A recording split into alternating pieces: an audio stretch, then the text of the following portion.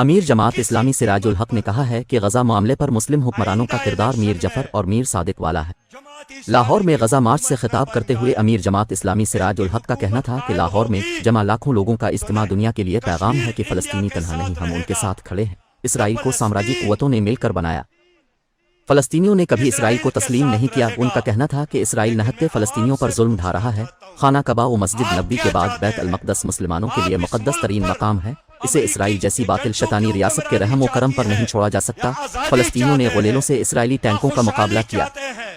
اسرائیل ہسپتالوں اور سکولوں پر بمباری کر رہا ہے۔ امیر جماعت اسلامی نے کہا کہ طوفان اقصی حق و باطل کا مرکہ ہے، اس کے بعد دنیا ظالم اور مظلوم کے درمیان تقسیم ہو چکی ہے۔ جو مظلوم کے ساتھ ہیں وہی زندہ ہیں، باقیوں کا ضمیر مردہ ہو چکا ہے۔ غزہ میں برپا قیامت صغر نے پوری دنیا کو بیدار کیا۔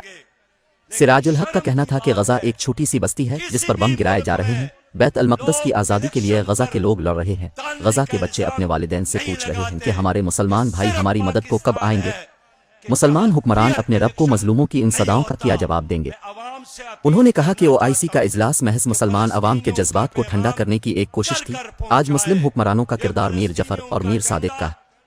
امیر جماعت اسلامی کا کہنا تھا کہ ہمارا دشمن وہ ہے جس نے بیت المقدس پر قبضہ کیا ہوا ہے، ہمارا دشمن وہ ہے جو انسانیت کا دشمن ہے۔ آج انڈیا پر بھی خوف طاری ہے کہ اسرائیل کے جدید اسلحے اور ٹیکنالوجی کے باوجود اگر غزہ کے عوام کامیاب ہو گئے تو کل کشمیر کے عوام بھی ہمیں شکست فاش دے دیں گے۔